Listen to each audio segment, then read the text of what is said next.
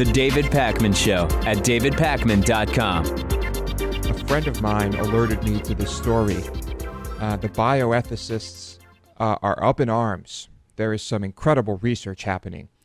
And what's happening is that we are experimenting with what is essentially human-pig hybrid embryos. Mm-hmm. That's why these are being called chimeras. For those who don't know, chimera, the Greek mythological creature that was made up of different parts, different animal parts, you could say. Okay, so the head of one animal, the feet and claws of another, the body of another, the tail of a different animal, that. So the term now is used to describe any mythical or fictional animal with parts taken from various animals.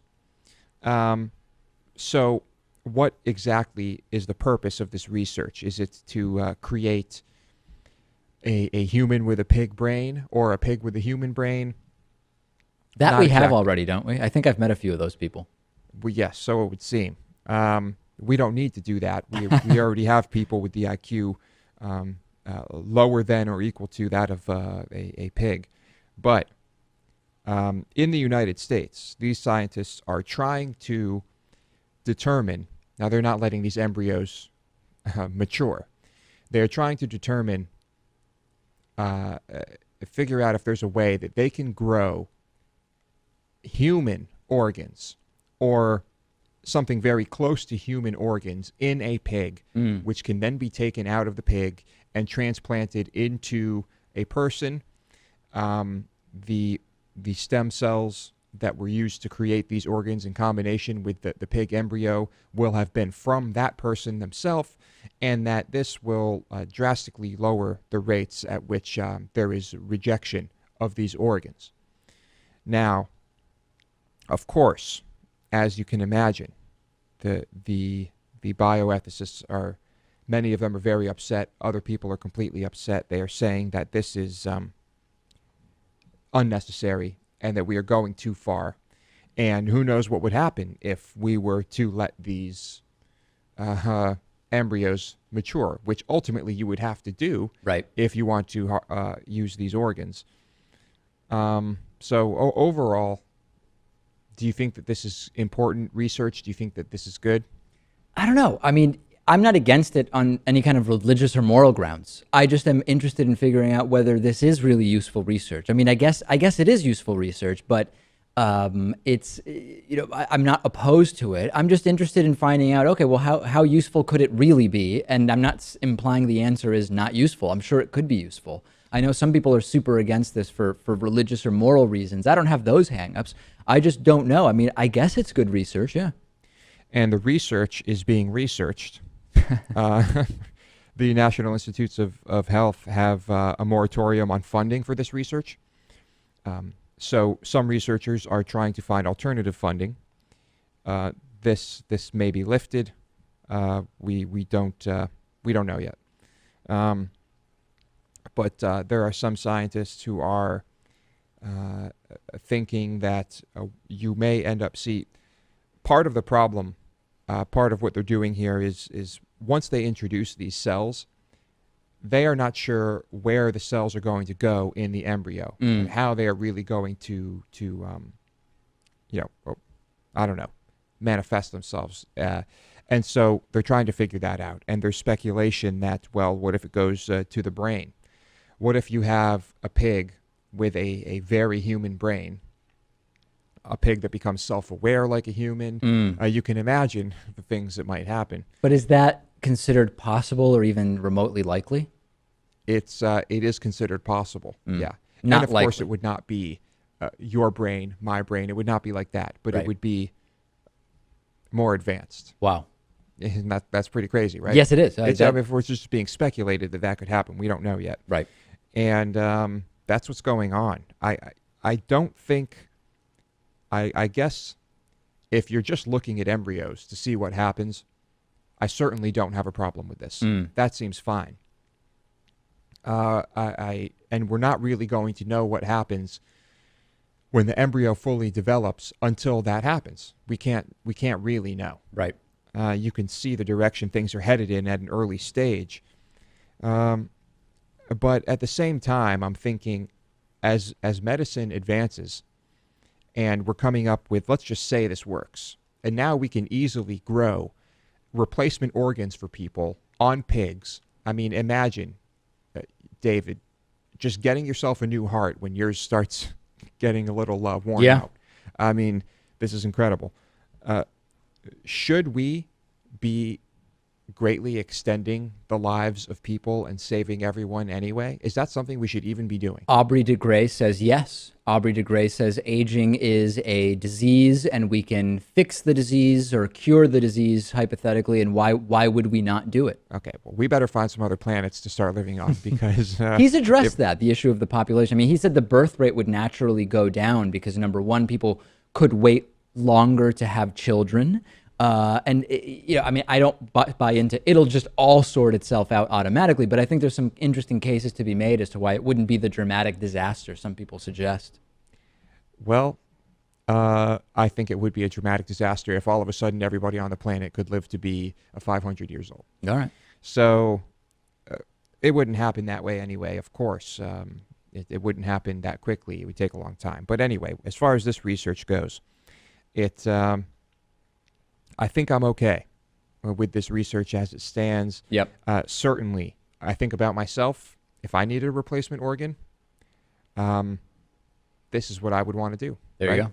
If this worked, this would be the way to do it.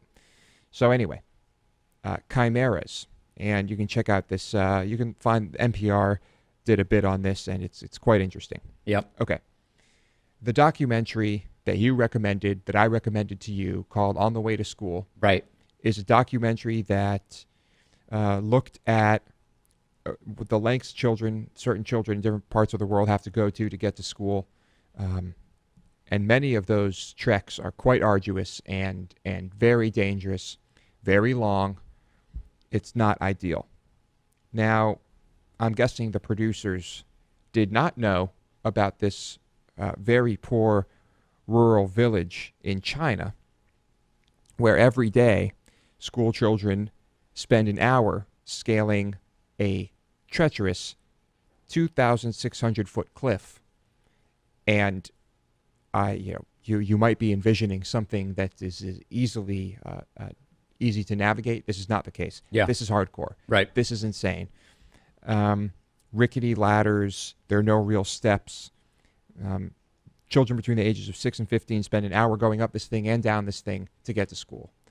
And there's some video of it, a few pictures.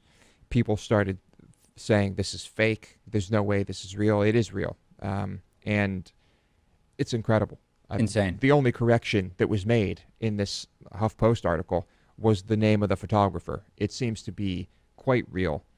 And this would have been a fascinating addition to that documentary. Yeah, absolutely. I mean, the pictures are amazing. The entire thing is just incredible. And I've recommended that documentary On the Way to School now to a bunch of people, and really changes your perspective on being bored at school. But, would it have changed my perspective as a 10-year-old? Maybe not. But now it really puts into perspective what some people go through just to be able to get a basic education. Mm-hmm. And how important that basic education is. Yeah. And, of course, here we can criticize China.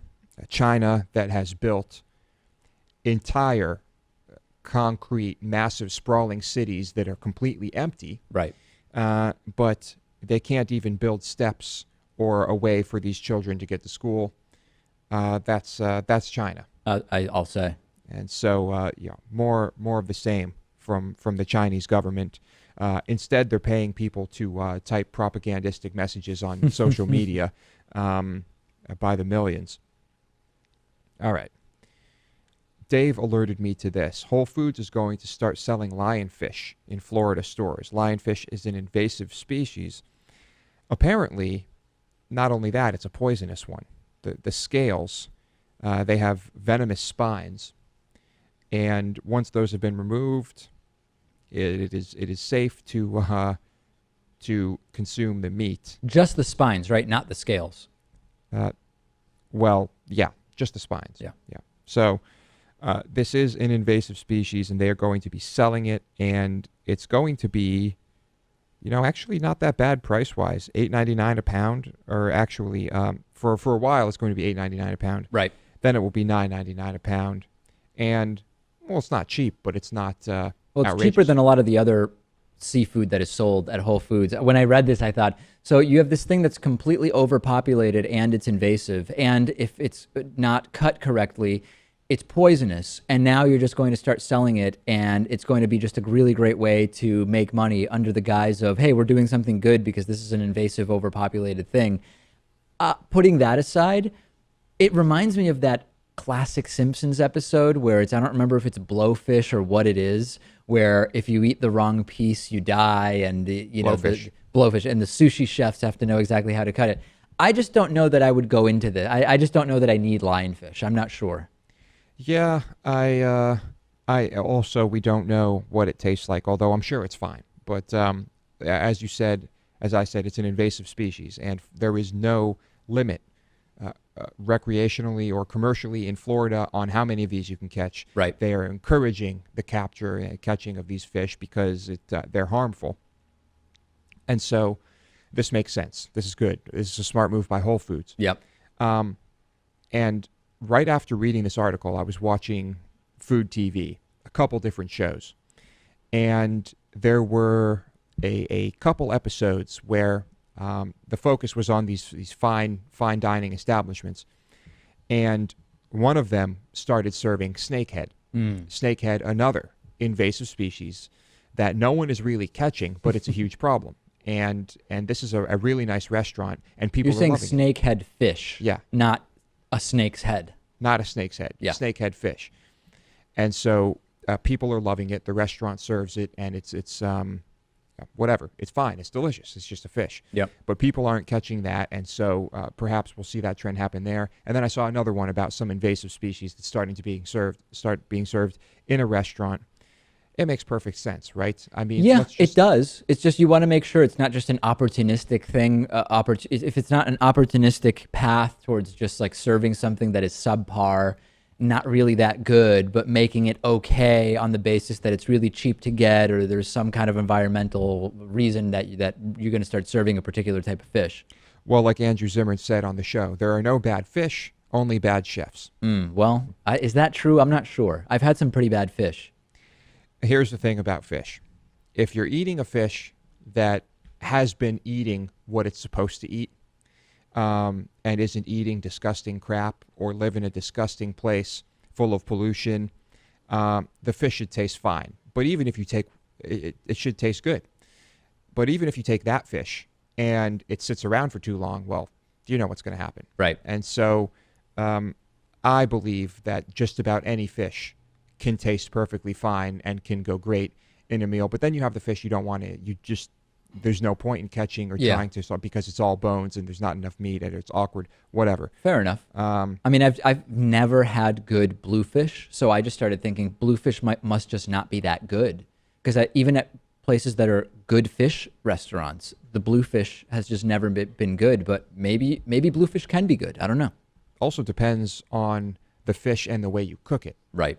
And then there's personal preference as well. Naturally. But the way you cook it, I mean, it could completely change the flavor of No the doubt. fish. No doubt. Not even including what you add to it or anything like that. It's, yes. So I'm sure that there's a way it could be prepared that you would enjoy it. Right. All right. Fair enough. All right. I don't deny it. I just haven't experienced it yet. Okay. One of these days. The David Pakman Show at davidpakman.com.